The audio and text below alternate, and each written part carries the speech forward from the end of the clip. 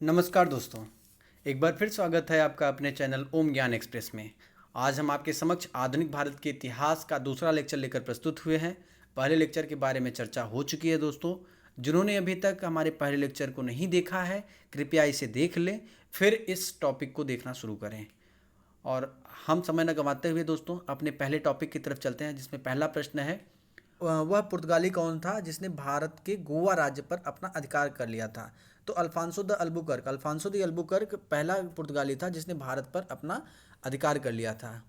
गोवा दमन व द्वीप का उपनिवेशीकरण किसके द्वारा किया गया? तो पुर्तगालियों द्वारा। दोस्तों, पुर्तगालियों द्वारा गोवा दमन व द्वीप पर सबसे पहले उपनिवेश स्थापित किया गया। अगला प्रश्न है, वह पुर्तगाली कौन था जिसने नीले पानी की नीति अपनाई? नीले पानी की नीति अपनाने वाला पहला पुर्तगाली था फ्रांसिस्को दी अल्मेडा ने नीले पानी की नीति अपनाई थी। भारत में पुर्तगाली साम्राज्य का संस्थापक किसे माना जाता है? तो भारत में पुर्तगाली साम्राज्य का संस्थापक अल्फांसो दी अल्बुकर्क को माना जाता है। पुर्तगालियों का भारत का पहला गवर्नर कौन था? पुर्तगालियों का भारत का पहला गवर्नर कौन था? फ्रांसिस्को दी अल्मेडा पुर्तगालियों की तरफ से भारत का पहला गवर्नर था। भारत में ईस्ट इंडिया कंपनी की तरफ से पहला गवर्नर जनरल किसे नियुक्त किया गया था? तो लॉर्ड वॉरेन हेस्टिंग को पहला गवर्नर जनरल नियुक्त किया गया था भारत का ईस्ट इंडिया कंपनी की तरफ से। अगले प्रश्न पे चलते हैं दोस्तों। अगला प्रश्न है हमारा, किस यूरोपीय देश में भारत में सबसे पहले अपना व्यापार शुरू किया था? भारत में सबसे पहले अपना व्यापार शुरू करने वाला यूरोपीय देश था पुर्तगाल। वास्को डी गामा दोस्तों भारत कब आया था? वास्को डी गामा 1498 ईस्वी में आया था। कालीकट बंदरगाह पे उतरा था। वास्को डी गामा कालीकट बंदरगाह पर उतरा था, जिस पर वहाँ के राजा, कालीकट के राजा जमोरिन, क्या दोस्तों, जमोरिन ने इसका स्वागत किया था। वास्को डी गामा का स्वागत कालीकट के राजा जमोरिन ने किया था। अगला प्रश्न है दोस्तों, वास्को डी गामा कहाँ का रहने वाला था? वास्को डी गामा पुर्तगाल का रहने वाला था। किस अंग्रेज ने सम्राट जहांगीर के दरबार में आकर उनसे भेंट की थी? जहांगीर से भेंट करने वाला कौन सा अंग्रेज था? सर टॉमस रो पहला अंग्रेज था जिसने जहांगीर के दरबार में आकर जहांगीर से भेंट की थी। अंग्रेजों ने अपनी प्रथम कंपनी लगाने के लिए किससे अनुमति मांगी थी? दोस्तों, जहांगीर से मांगी गई थी। अंग्रेजों ने अपनी पहली कंपनी लगाने के लिए जहांगीर से अनुमति मांगी थी। अंग्रेजों ने पहली फैक्ट्री कहाँ स्थापित की थी? पहली फैक्ट्री अंग्रेजों ने सूरत में स्थापित की थी। अगला प्रश्न है, भारत का समुद्री मार्ग की खोज किसने किया था? भारत के समुद्री मार्ग की खोज वास्को डी गामा ने किया। तृतीय कर्नाटक युद्ध की संधि का क्या नाम था? तो तृतीय कर्नाटक युद्ध की संधि का नाम पेरिस की संधि था। पेरिस की संधि तृतीय कर्नाटक युद्ध का नाम था दोस्तों।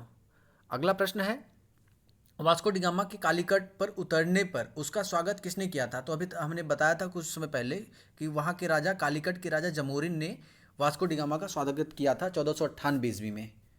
नेक्स्ट प्रश्न है दोस्तों, ब्रिटिश के साथ बेसिन की संधि किस पेशवा ने की थी? तो ब्रिटिश के साथ बेसिन की संधि बाजीराव द्वितीय ने की थी। ब्रिटिश के साथ बेसिन की संधि बाजीराव द्वितीय ने की थी। भारत आने वाला प्रथम डच नागरिक कौन था? कार्नेलिस डहस्तमान पहला डच नागरिक था जो भारत की यात्रा पर आया था। डचों ने गोवा पर कब आक्रमण किया था दोस्तों? 1639 ईस्वी में। 1639 ईस्वी में डचों ने भारत पर आक्रमण किया था। डुप्ले भारत का फ्रेंच गवर्नर कब बना? डुप्ले भारत का फ्रेंच गवर्नर 1742 ईस्वी में बना था।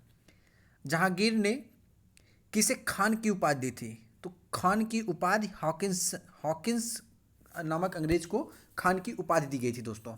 अगला प्रश्न है, आगरा व सीकरी पहुंचने वाला अंग्रेज व्यापारी कौन था? तो रॉल्फ फिच नामक अंग्रेज था जो आगरा और सीकरी पहुंचा था दोस्तों।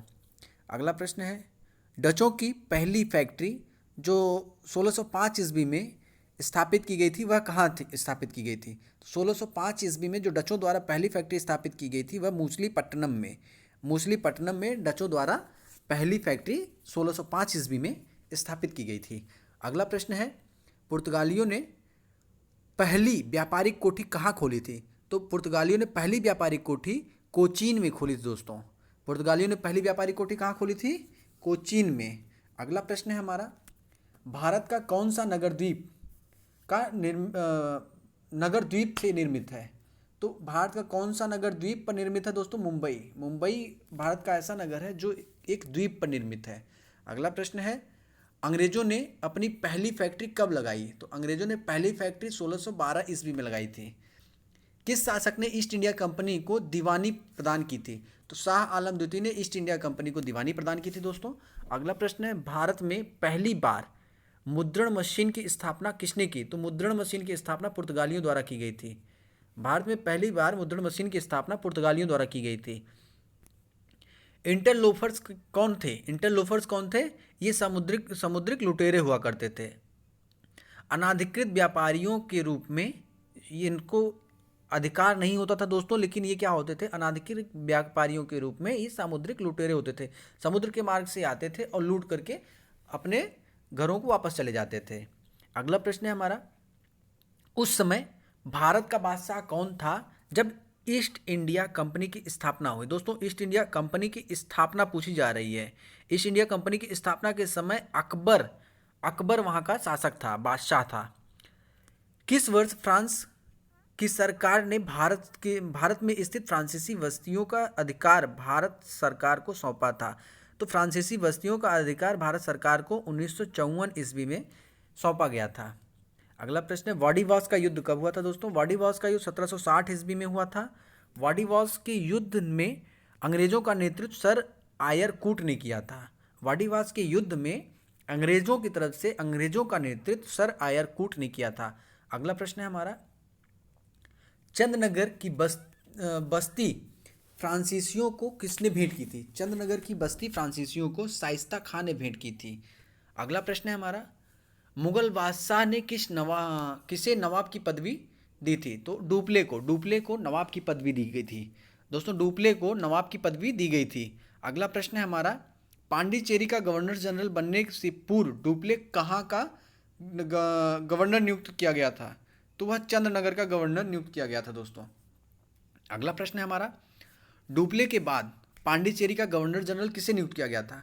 डुप्ले के बाद पांडिचेरी का गवर्नर जनरल गोडेहू को नियुक्त किया गया था। गोडेहू को गवर्नर जनरल पांडिचेरी का नियुक्त किया गया था। अगला प्रश्न है, पुर्तगालियों ने गोवा पर अधिकार कब किया? तो 1510 ईस्वी में, क्योंकि 1498 में वास्को डी गामा भारत आया था और 1510 ईस्वी में पुर्तगालियों ने गोवा पर अधिकार कर लिया था। तो अधिकार करने वाला पहला शासक कौन था? अभी हमने बात किया था दोस्तों, अल्फांसो दी अल्बुकर्क। अगला प्रश्न है हमारा, पुर्तगालियों ने सर्वप्रथम भारत की कौन सी यहाँ फसल होना चाहिए था दोस्तों, फसल लिख उठा है, फसल की खेती की थी? तो ये इन्होंने तंबाकू की खेती सबसे पहले स्टार्ट की था। तंबाकू की खेती सबसे पहले स्टार्ट की गई पुर्तगालियों द्वारा। अगला प्रश्न है, किसके शासनकाल में अंग्रेजों ने दिल्ली पर कब्जा किया था? तो शाह आलम द्वितीय के शासनकाल में अंग्रेजों ने दिल्ली पर कब्जा कर लिया था। अगला प्रश्न है दोस्तों, मुंशी शिवगांव की संधि किस युद्ध के पश्चात हुई थी? तो पालीखेड़ा की युद्ध के बाद मुंशी शिवगांव की संधि हुई थी। अगला प्रश्न है हमारा, संगोला की संधि। दोस्तों, संगोला की संधि कब हुई थी? तो यहाँ संगोला की संधि 1750 ईस्वी में हुई थी। अगला प्रश्न है, इलाहाबाद की संधि कब हुई थी? तो 1765 ईस्वी में इलाहाबाद की संधि हुई थी। दोस्तों, बहुत ही ज़्यादा पूछा जाता है संगोला और इलाहाबाद, ये दोनों बहुत ही महत्वपूर्ण प्रश्न हैं जो कि कॉम्पिटिटिव एग्जाम्स में, आपको स्टेट लेवल के कॉम्पिटिटिव एग्जाम्स में आए दिन देखने को मिल जाता है दोस्तों। अगला प्रश्न है, ईस्ट इंडिया कंपनी को मान्यता कब मिली? ईस्ट इंडिया कंपनी को मान्यता 1600 ईस्वी में मिली थी। पांडिचेरी की स्थापना कब हुई थी? 1674 ईस्वी में। पांडिचेरी की स्थापना किसने की थी दोस्तों? फ्रांसिस मार्टिन ने पांडिचेरी की स्थापना की थी। अगला प्रश्न है, अंग्रेजों ने पांडिचेरी को फ्रांसीसियों से कब छीना था? तो फ्रांसीसियों से 1761 ईस्वी में अंग्रेजों ने पांडिचेरी को छीन लिया था। रॉबर्ट क्लाइव का उत्तराधिकारी कौन था? Warren Hasting. Lord Warren Hasting Robert Clive का उत्तराधिकारी था।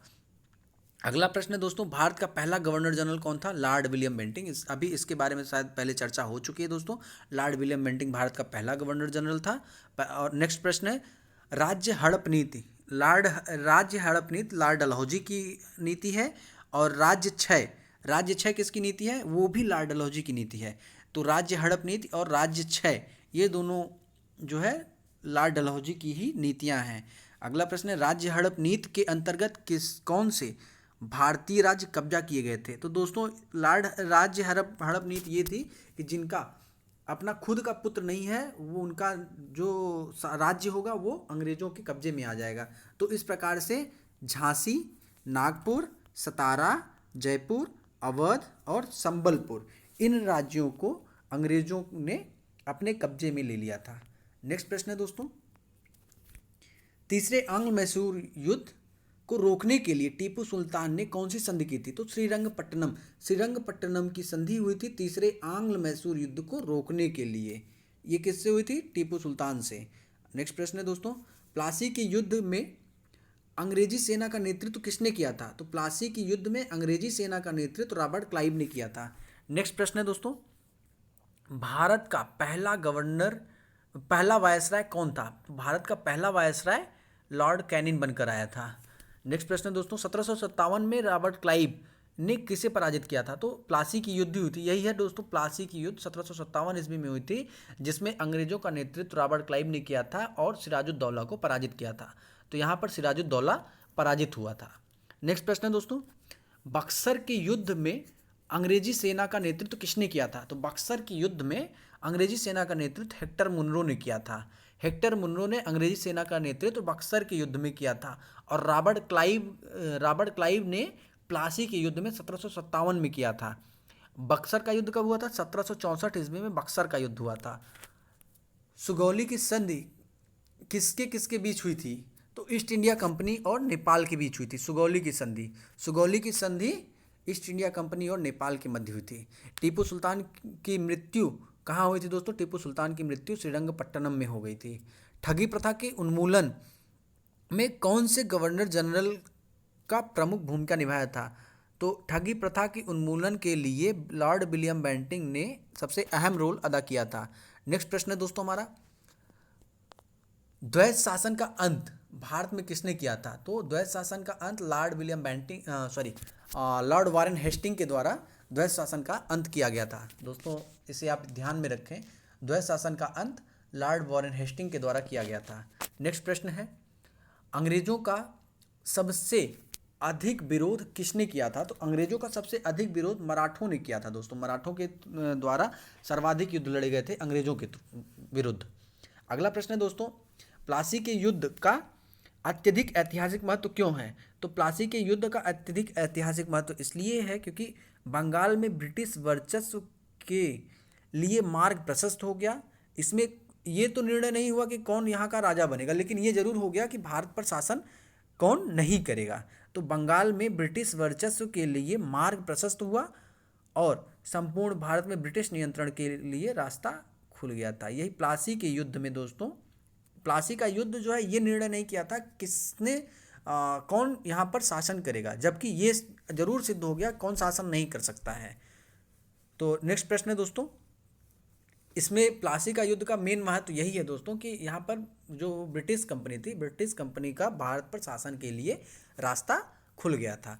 नेक्स्ट प्रश्न है, प्रशासनिक अव्यवस्था के आधार पर डलहौजी ने कौन सा राज्य ब्रिटिश साम्राज्य में मिलाया था? तो प्रशासनिक अव्यवस्था के आधार पर डलहौजी ने अवध प्रांत को अंग्रेजी शासन में मिला लिया था, ब्रिटिश साम्राज्य में मिला लिया था।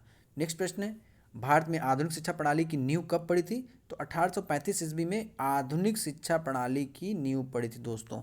1835 ईस्वी में आधुनिक शिक्षा प्रणाली की नींव पड़ी थी। नेक्स्ट प्रश्न है, भारत में डाक टिकट किसने आरंभ किया था? तो लॉर्ड डलहौजी पहला अंग्रेज था जिसने भारत में डाक टिकट आरंभ किया था। अगला प्रश्न है दोस्तों, अवध में स्वायत्त राज्य का संस्थापक कौन था? अवध के स्वायत्त राज्य का संस्थापक सादत खां बुरहानुल मुल्क था जो कि अवध में स्वायत्त का संस्थापक था। अगला प्रश्न है दोस्तों, सुरक्षा प्रकोष्ठ नीति किसने अपनाई थी? सुरक्षा प्रकोष्ठ नीति लॉर्ड वारेन हेस्टिंग से संबंधित है दोस्तों। वारेन हेस्टिंग ने सुरक्षा प्रकोष्ठ नीति अपनाई थी। और इसी के साथ आज का लेक्चर हमारा समाप्त होता है दोस्तों।